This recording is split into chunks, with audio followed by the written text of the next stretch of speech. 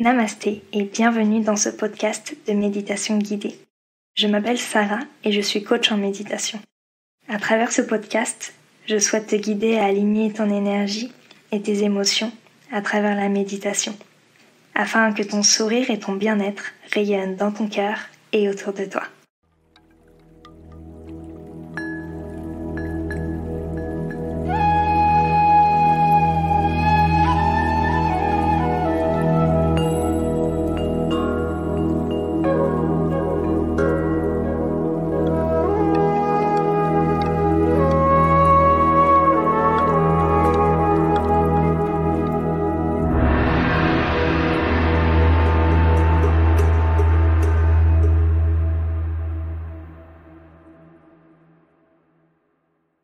Cette semaine, j'ai le plaisir de retrouver Noélie qui est guide holistique. Un petit peu sorcière aussi, j'avais plein de questions à ce sujet. Comment vas-tu ? Ça va bien, Sarah. Merci de m'accueillir dans ton podcast. C'est un honneur d'être ici aujourd'hui. Merci à toi. Je sais que tu as un podcast également et qui parle d'astrologie, tout ça. Et je trouve que voilà, nos deux mondes se rejoignent assez bien. Et j'avais vraiment envie de partager une interview avec toi, de partager un moment. Donc c'est chouette que tu aies accepté. Merci. Est-ce que tu peux te présenter qui tu es, ce que tu fais ? Ouais, je vais essayer de faire ça bref. On en parlait avant de commencer l'enregistrement. C'est dur de se définir de nos jours avec tout ce qu'on fait. Je suis guide holistique parce que je fais plein de choses. Du coup, c'est un peu un terme parapluie qui regroupe ce que je fais. À la base, je suis professeure de yoga. Mais aujourd'hui, si je peux le dire le plus simplement possible, c'est que j'accompagne des femmes à retrouver leur pouvoir. J'accompagne de manière personnelle et individuelle des femmes ou alors en groupe aussi avec les rituels de lune que j'organise. Évidemment, je donne des cours de yoga. Et dans tout ça, comment je le fais ? J'utilise plusieurs outils qui sont chers à mon cœur, notamment le tarot, l'astrologie, ma pratique du yoga, de la méditation et de tous les autres sujets qui gravitent autour, comme le féminin sacré. J'aime beaucoup utiliser aussi l'archétype de la sorcière et proposer plein de pistes de réflexion aux personnes que j'accompagne, voilà, pour toujours dans ce but de se retrouver, d'apprendre à se connaître et de retrouver son pouvoir. Tu parles du coup des outils que tu utilises. Quand est-ce que la méditation est venue, toi, dans ta vie ? Donc, pas forcément en l'enseignant, parce que c'est vraiment différent. Comment toi, c'est venu personnellement ? Ouais, je pense qu'aujourd'hui, avec le recul que je peux avoir et les différents types de méditation que j'ai pu expérimenter, je dirais que la méditation, elle a été là depuis presque 10 ans, j'ai envie de te dire. Mais je me rendais pas compte. Je le définissais pas du tout comme ça en fait à l'époque. Si tu veux, j'étais sportive de haut niveau, je faisais du snowboard et on avait beaucoup de préparation mentale et je me servais en fait. Aujourd'hui, je sais que ce que je faisais, c'était une sorte de méditation, mais vraiment une visualisation. Au début de chaque course, je faisais de la compétition à l'époque pour vraiment me recentrer. Pour vraiment me déconnecter, me mettre dans ma bulle, visualiser ce que j'avais à faire pendant ma compétition, pendant la course, pendant le parcours et tout ça. Donc aujourd'hui, avec le recul, j'arrive à me rendre compte de ça. Et puis au fur et à mesure, ma pratique de la méditation, elle a évolué aussi parce qu'il y a eu la découverte du yoga et de la philosophie du yoga de manière plus générale. Ça, c'était il y a à peu près 5 ans. C'est difficile de dater tout ça. Et voilà, en découvrant la philosophie du yoga, tu vois, je suis quelqu'un d'hyper curieuse et j'ai voulu plonger vraiment là-dedans. Donc, je me suis renseignée, j'ai lu beaucoup de livres. J'ai commencé à méditer, je pense, comme tout le monde, en écoutant des méditations guidées.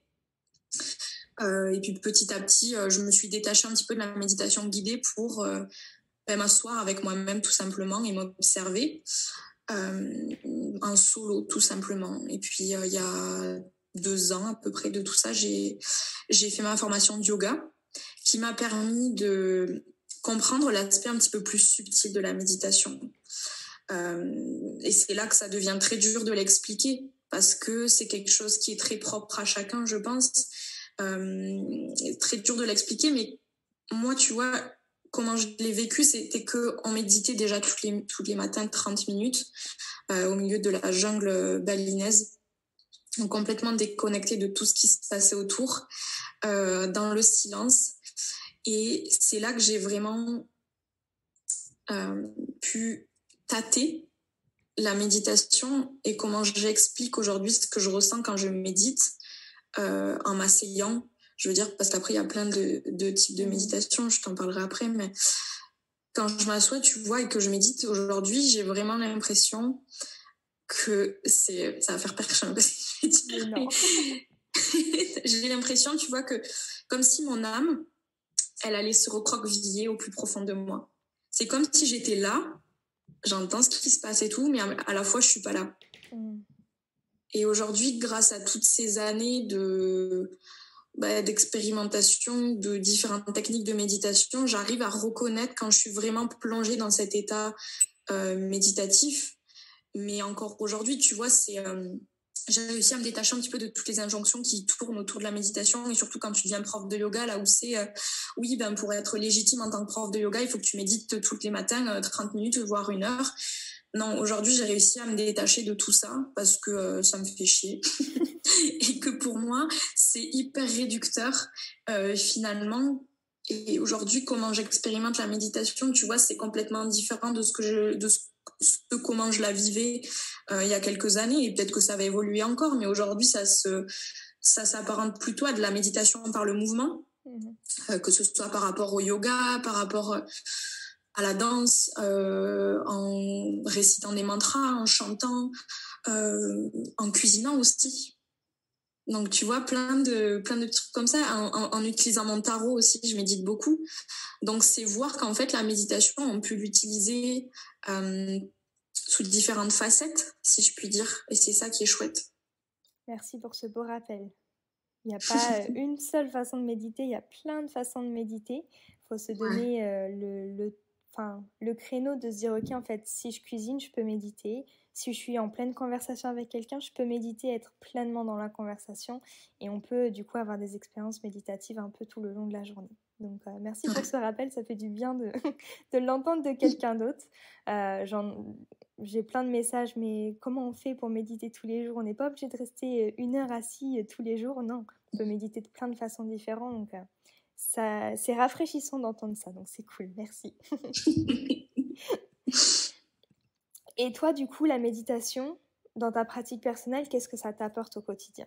Tu dis que ça te permettait de te reconnecter à toi. Est-ce qu'il y a d'autres aspects? Est-ce qu'il y a d'autres bénéfices, en tout cas personnels, que tu ressens? Je dirais d'être pleinement à l'écoute de mes besoins, pleinement être à l'écoute de moi-même. Et en disant ça, tu vois, c'est plutôt le fait de savoir dire oui quand c'est vraiment un oui, et pas se forcer à dire oui alors qu'au fond de moi, je sais que c'est un non. Donc, c'est vraiment rentrer en connexion avec ses besoins intérieurs, entrer en connexion aussi avec mon intuition. Ça m'apporte aussi une certaine tolérance envers moi-même et envers les autres aussi, par rapport à la concentration. Plein de choses. Mais ouais, je dirais, au-delà de tout ça, d'être à l'écoute de moi-même et aussi de me reconnecter à mon essence féminine, aussi à revenir dans le yin. Avant, tu disais que tu étais dans le snowboard, que tu faisais des compétitions. Est-ce que c'était professionnel?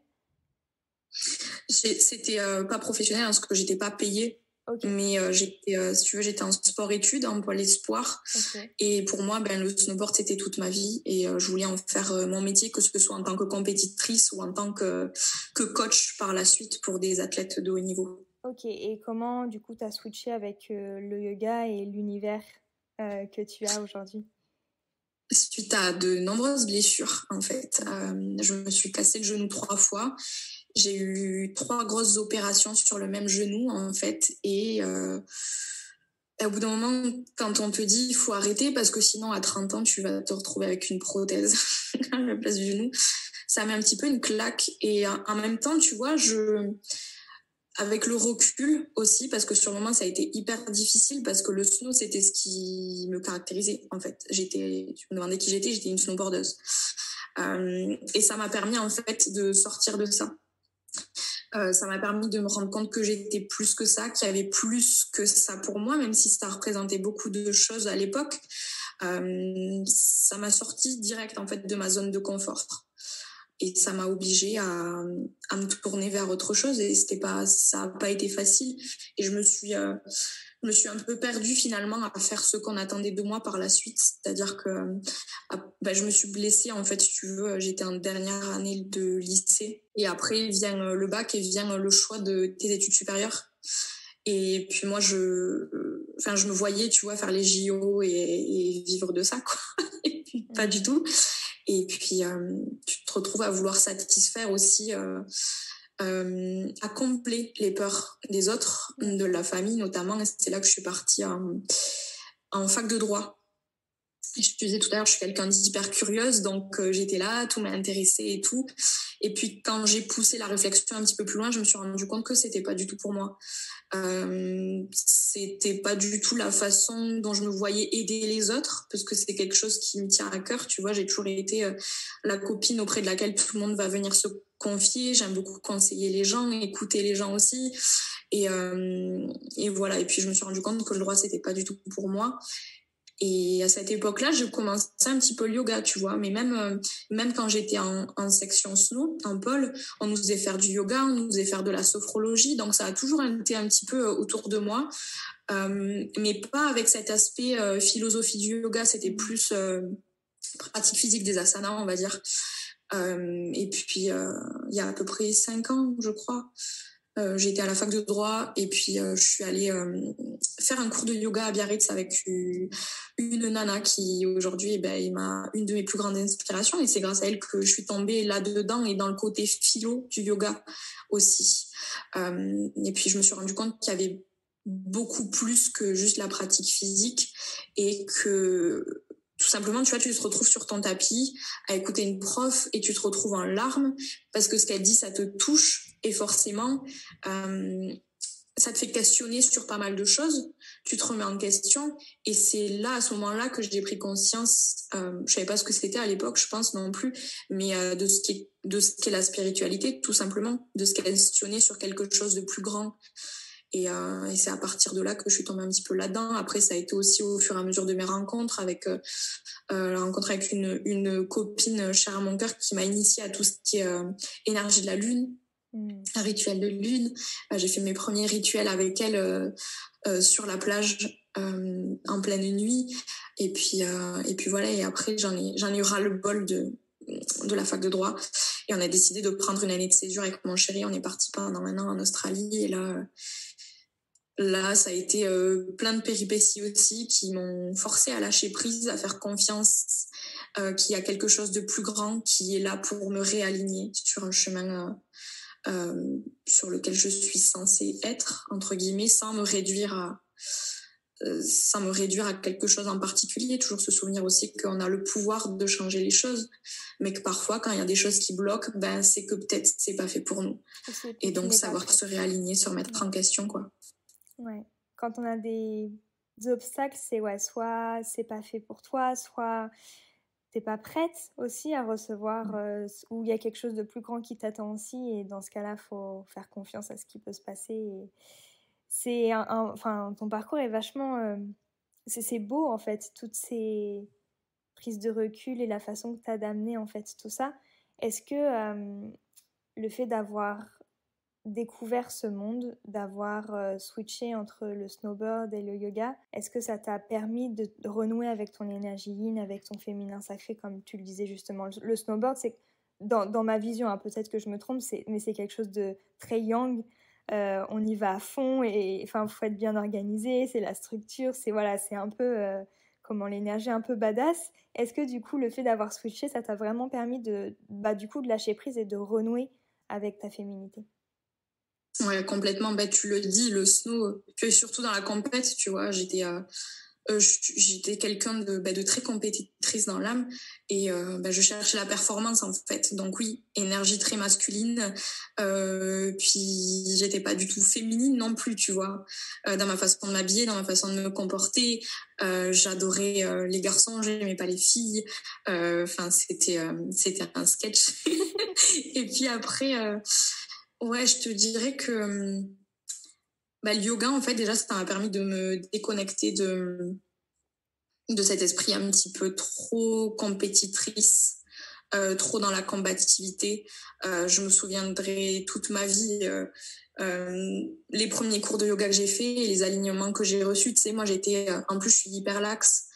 Des articulations, donc dans un chien tête en bas, j'étais du genre à mettre le front par terre, chien tête en haut, à casser les cervicales, à ouvrir le cœur au plus possible. Enfin, c'était quelque chose. Et puis, grâce au super prof que j'ai eu, tu vois, ça a été de me remettre à ma place, de mettre un peu mon ego de côté. Je dis pas que l'ego c'est négatif, mais faut savoir faire la part des choses de temps en temps. Et là, tu vois, le yoga, c'est pas du tout dans le but de se plier comme un pretzel, de mettre les pieds derrière la tête et tout ça. Donc, ça a été aussi pour moi une façon de me ramener à l'écoute de mon corps aussi et à l'écoute de moi. Et puis, tu vois, depuis que j'ai commencé le yoga, je me suis plus jamais reblessée au genou parce que je pense que à la fois, je sais m'écouter, je sais quelle est la limite de mon corps. Et puis, du coup, oui, complètement dans l'énergie yin. Même si aujourd'hui, dans ma pratique du yoga, tu vois, j'aime bien ce côté slow flow, très yin, mais j'aime aussi beaucoup le power yoga. Mm-hmm. Donc, j'aime beaucoup toujours jouer un petit peu avec le yin et le yang, qui pour moi sont indissociables l'un de l'autre finalement. Non, totalement. Ils sont complémentaires et tu peux pas avoir... Enfin, c'est compliqué d'avoir l'un sans l'autre et il faut les deux pour avoir... une vie harmonisée. Donc. Et du coup, par rapport aux outils dont tu me parlais, tu parlais d'astrologie, de rituels de lune, tout ça. J'ai vu aussi que tu avais fait une formation de Theta Healing. Ouais. Est-ce que tu peux nous en parler un petit peu? Je le vois de plus en plus. J'ai fait une séance aussi avec quelqu'un et je pense que ça pourrait intéresser du coup les auditeurs. Qu'est-ce que c'est? C'est un peu dur à définir. Tu as fait une séance, donc je pense que tu sais pourquoi. Mm-hmm. C'est une sorte de méditation. C'est comme ça que c'est qualifié, comme ça que c'est défini quand tu te formes, qui te permet de brancher ton cerveau sur les ondes de Theta et de plonger dans un état, pas d'hypnose, c'est pas de l'hypnose, mais un peu à demi-conscient, dans un état de relaxation profonde en fait, dans lequel tu vas pouvoir communiquer avec ton subconscient et plus précisément avec l'énergie de l'univers. Le Theta Healing, je l'utilise avec des personnes qui souhaitent déjà l'utiliser et qui ont un besoin de déconstruction de croyances limitantes, de traumas, de peurs, qui n'arrivent pas à se projeter dans le futur, à manifester ce qu'elles ont envie de manifester. Et moi, je deviens, grâce au Theta Healing, grâce à cette fréquence Theta, un canal. Je deviens un canal qui vient canaliser en fait des messages de l'univers, de l'énergie de l'univers. Après, chacun appelle ça comme il veut. C'est pour ça aussi que c'est dur de le définir. Moi, je suis pas croyante de quelconque religion que ce soit. Je suis spirituelle, donc moi, j'appelle ça l'énergie de l'univers. C'est-à-dire que dans cet état de méditation profonde, pour rester simple, avec des mots simples, je vais canaliser des messages, je vais voir des choses, je vais entendre des choses. L'autre personne aussi, vu qu'elle est plongée dans ce même état-là, va elle aussi entendre des choses, voir des choses. Il va y avoir de la visualisation. Et le but, en fait, c'est que la personne va venir avec un problème, entre guillemets, X. Et ensemble, tout au long de la séance, on va essayer... c'est comme si la personne venait, en fait, en tant qu'arbre. Elle vient, elle me présente un petit problème. Ça va être une feuille de l'arbre. Et ensemble, on va descendre le long de cet arbre jusque dans les racines pour aller voir quelle est la racine qui pose problème. Et on se rend compte que des fois, cette racine-là, elle va venir dénouer cette petite feuille. Mais elle va venir aussi dénouer plein d'autres problèmes qu'il y a sur d'autres feuilles. Et se rendre compte que des fois, on se voile la face par rapport à certaines choses, des choses qu'on a l'impression d'avoir guéries, plein de choses qu'on prend pas le temps parce qu'aussi ça fait peur, tu vois, de regarder derrière et de se questionner au-delà du fait de se dire j'ai pas confiance en moi, par exemple. Il y a plein de choses qui peuvent découler de ça. Il y a du trauma qui peut remonter aussi. Mais ça va être ensemble de venir déconstruire tout ça et de venir le remplacer par des choses plus bénéfiques. C'est ce qu'on appelle les téléchargements en Theta Healing. On vient comme débrancher, défaire des connexions pour en recréer des nouvelles un petit peu plus bénéfiques. Voilà, je sais pas si c'est très clair. Mais... Non, c'est super clair. Effectivement, en te posant la question, je me suis pas rendu compte que c'était compliqué à expliquer parce que ça se vit, c'est une expérience qui se vit. C'est comme le Reiki, tu peux l'expliquer, mais tant que tu l'as pas vécu, c'est difficile à exprimer en fait. C'est difficile de mettre des mots sur ses ressentis. J'avais fait cette séance et on avait travaillé sur l'enfant intérieur justement et ça va loin en fait, c'est assez profond. Et ouais, t'es vraiment en état méditatif tout le long. C'est assez dingue. Je trouve que c'est assez dingue de travailler avec ces fréquences-là. Ça permet d'aller c'est magique, vraiment. Mm-hmm. Et en parlant de magie, tu parlais de l'archétype de la sorcière. Et sur les réseaux, on voit, voilà, on est toutes sorcières, toutes... Enfin, il y a ce mouvement, j'ai l'impression, qui se réveille. Je ne sais pas comment on pourrait appeler ça. Comment toi, tu vis ça et qu'est-ce que c'est pour toi l'archétype de la sorcière? Qu'est-ce que ça permet? Et comment, avec la méditation, on pourrait justement arriver à se connecter à cet archétype et donc du coup, pas à guérir, mais en tout cas à se reconnecter à cette part de nous. Ouais. Pour moi, l'archétype de la sorcière, déjà, je pense qu'avant tout, c'est important de dire que, comme tu l'as si bien dit, on voit beaucoup ce mot sorcière partout en ce moment. C'est un peu un trend. Et c'est une image qui me saoule, en fait, qui est associée à l'archétype de la sorcière. C'est la sorcière capitaliste. C'est la mode... J'en organise aussi, donc je blâme personne, mais c'est la mode des rituels de lune, c'est la mode de, je sais pas, de tout un tas de trucs en fait. Et il y a des gens qui font ça, qui partagent autour de cet archétype pour les bonnes raisons. Il y en a d'autres qui partagent autour de cet archétype parce que c'est la mode. Donc c'est dur de s'y retrouver. Tu vois, c'est un petit peu pareil qu'avec la notion de féminin sacré qu'on voit partout, mais finalement, qu'est-ce que c'est vraiment ? Voilà. En tout cas, pour moi, j'ai pas la science infuse, je détiens pas la vérité absolue, quoi que ce soit, mais là, je te partage vraiment comment moi, je ressens cet archétype-là de la sorcière. C'est avant tout la sorcière. C'est quelqu'un qui a pour but d'aider les autres grâce à ses outils magiques. Donc, tu vois, c'est pas garder les choses pour soi. C'est pas dire moi je suis une sorcière, voilà tout ce que je fais, j'ai le tarot, truc et machin, et garder tout ça secret. C'est vraiment aller aider les autres. Et il y a une part dans la sorcière assez altruiste, assez activiste aussi. Pour moi, dans l'archétype de la sorcière, il y a la notion de féminisme aussi.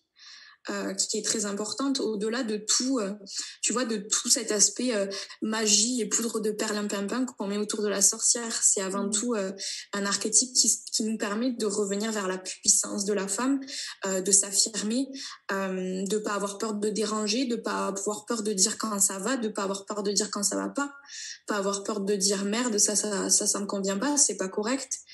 Pas avoir peur d'être ancré sur ses opinions et de les faire savoir aussi.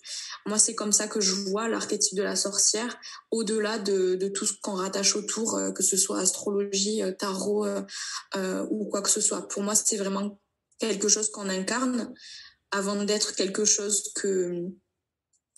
qu'on va expérimenter avec des outils, si tu veux. C'est un petit peu le même principe que la spiritualité. Finalement, c'est quelque chose d'assez personnel qui se vit, au-delà qui s'explique.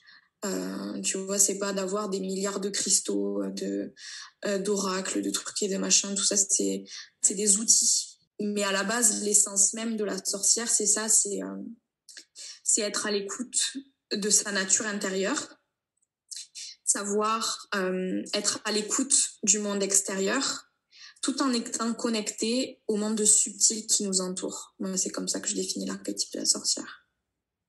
C'est tellement intéressant. J'ai regardé un masterclass hier justement sur le witch wound, la blessure justement de la sorcière. Et cette femme, elle est juste tellement inspirante. Elle parlait en fait que cet archétype, on l'a tous, on l'a toutes, mais avec tout ce qui a pu se passer dans les générations d'avant, dans tout ce qui est ancestral, on a du mal à la laisser s'exprimer. Parce que voilà, enfin, les sorcières avant, on les brûlait parce que du coup c'était de la magie noire et parce que ça faisait peur et parce que du coup la femme avait son pouvoir et les hommes en avaient peut-être moins, je sais pas. Enfin, après ça c'est un autre débat, mais du coup c'était intéressant de voir que tout était lié et en fait l'archétype de la sorcière, comme tu l'as bien dit, au-delà de la magie qu'on peut mettre et puis le palo santo qu'on peut brûler autour de la sorcière, c'est vraiment le fait de s'exprimer, de l'incarner. Donc c'est super intéressant de mettre ça.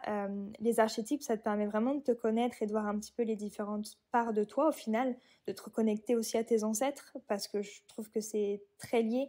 Tu peux pas t'exprimer librement s'il y a toujours des blessures passées. Et avec tout ce qui s'est passé en tant que femme, enfin voilà, je veux pas rentrer dans un débat féministe ou quoi que ce soit, parce qu'on pourrait parler des heures, mais il s'est passé tellement de choses. On a quand même subi pas mal de choses aussi en tant que femme et même encore aujourd'hui. Donc voilà, ouais, je te rejoins beaucoup et l'archétype de la sorcière, il représente, en tout cas pour moi et de ce que j'ai compris avec toi et de ce que j'ai compris hier, c'est vraiment le fait de s'exprimer librement. La liberté en fait de s'exprimer et d'être en fait d'incarner son plein pouvoir en tant que femme, d'incarner son corps, d'incarner ses vérités en fait, tout simplement. C'est facilement dit, mais tu vois ce que je veux dire. Oui, complètement. Incarner sa complexité qui finalement nous rend complète et unique. Est-ce que tu peux nous raconter, j'adore poser cette question, une expérience en méditation qui t'a marqué ou alors ta première méditation que tu as faite dans ta vie?